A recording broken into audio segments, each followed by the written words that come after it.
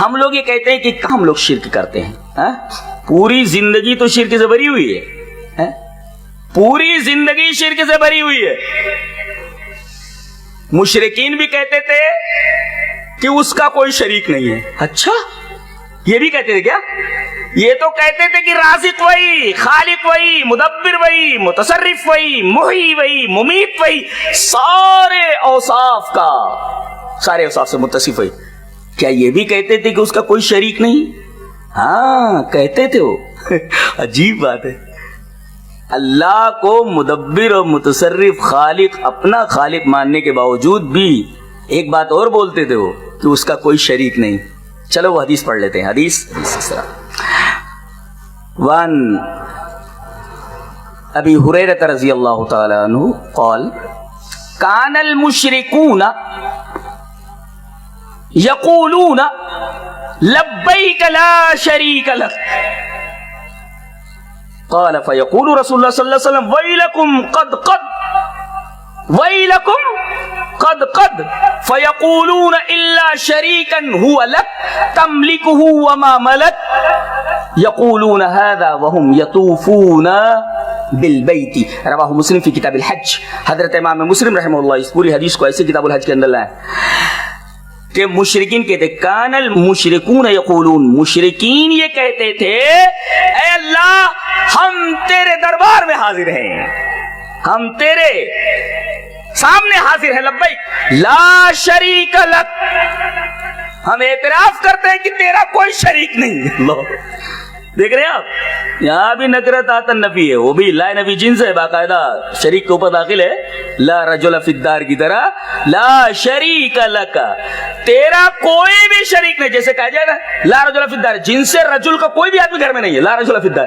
اسی طریقے سے شرک کی کوئی بھی جنس کا جو معاملہ ہے، تیرا کوئی بھی شریک نہیں ہے۔ یہ دیکھو بول رہے ہو تیرا کوئی شریک نہیں، سب کچھ ماننے کے بعد بولتے تھے تیرا کوئی شریک نہیں۔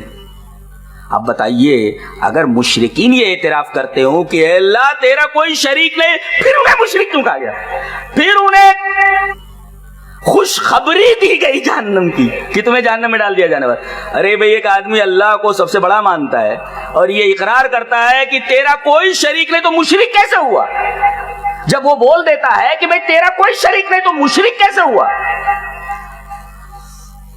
تو وہاں ایک لفظ ہے، غور کیا جائے، کان المشرکون یقولون، بات تھی ان کی، خالی بات تھی۔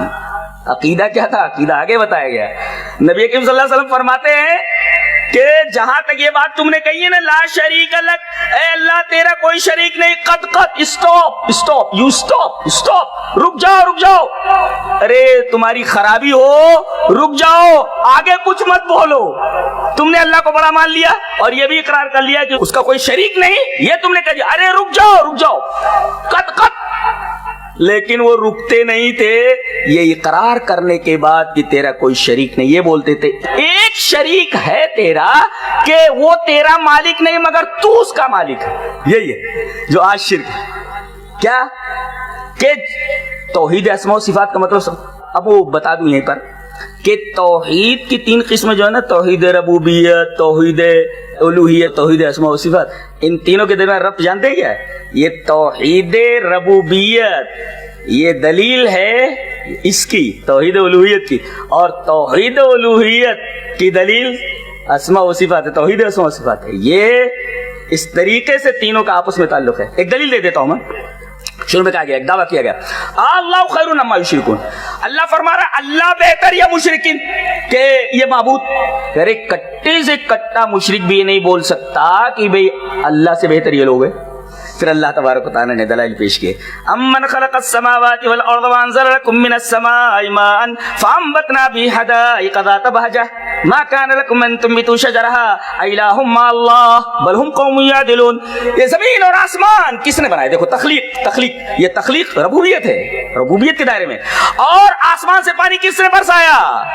یہ بھی ربوبیت ہے، اور باغات کس نے اگائے؟ یہ بھی ربوبیت ہے۔ ما کان لکم ان تنبتوا شجرہ، تمہاری اوقات نہیں کہ تم ایک درخت پیدا کر سکو۔ کوئی سائنٹسٹ یہ دعویٰ نہیں کر سکتا، کوئی بابا یہ دعویٰ نہیں کر سکتا، اور کوئی بھی یہ دعویٰ نہیں کر سکتا کہ وہ ایک درخت پیدا کر سکتا ہے۔ ارے غیر جاندار سے جاندار پیدا کرنے کی تمام کوششیں سائنٹسٹ کی ناکام ہو چکی ہیں. آج تک کوئی بھی غیر جاندار سے جاندار نہیں بنا سکا ہے. وہ ڈولی بنایا تھا اس نے، سوئس کوئی سائنٹسٹ تھا، اور کیا کیا اس نے بھائی، خلیہ لے لیا اس نے، اس کے بعد اس نے بنایا. ارے بھائی بے جان چیز سے بناؤ نا، بے جان چیز سے بنا کر کے بتاؤ. تو ماں کا تمہاری اوقات نہیں، ماں کان لکم کا کیا ترجمہ کیا جائے؟ تمہاری اوقات نہیں کہ تم ایک اس کا درخت اگا سکو. اس کے بعد دیکھو الہ مع اللہ، کیا اللہ کے ساتھ، دیکھو الوہیت، یعنی دلیل بنایا گیا ربوبیت کو الوہیت کی. اور پھر امن جعل الارض قرارا وجعل خلالها انہارا وجعل لها رواسي وجعل بین البحرین حاجزا.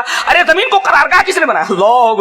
اس کی کشش ثقل اتنی نہیں ہے کہ آدمی جو ہے زمین میں دھستا چلا جائے، اور اتنی کم بھی نہیں ہے کہ زمین پر جب چلے تو لڑکنے کھاتا پھرے، ایسا بھی نہیں ہے. زمین کو قرارگاہ بنایا اور دریا بنائے، دونوں ساتھ ساتھ چلتے ہیں، لیکن دونوں کا جو سرفیس ٹینشن ہے وہ الگ الگ ہوتا ہے. اللہ وقت نہیں ہے بیان کیا جاتا. اور اس کے بعد پھر پوچھا گیا الہ مع اللہ، اللہ کے ساتھ کوئی اور؟ دیکھیے توحید ربوبیت کو دلیل بنایا گیا. توحید الوہیت جو دعویٰ ہے یہ میں ہی الہ ہوں، میری ہی عبادت ہوں. اور آخر میں یہ بیان کر دیا گیا جب میں ساری چیزیں یہ سب تم اقرار کرتے. اچھا سکوت اس بات کی دلیل ہے کہ ان کے پاس کوئی جواب نہیں. یہ سکوت اس بات کی دلیل ہے کہ مخالف کے پاس اس کا کوئی جواب نہیں ہے کہ یہ سارے کام اللہ ہی کرتا ہے. تو سوال یہ کیا گیا کہ سارے کام کرے اللہ اور عبادت کا مستحق کوئی دوسرا قرار پائے؟ یہ تو بے عقلی ہے. کتنی بیہودہ اور فضول بات ہے کہ یہ سارے کام کرے اللہ اور عبادت کا مستحق کوئی اور. اللہ عبادت کا مستحق اور ہے، وہ کیسے ہو سکتا ہے؟ یہ بتائے گا.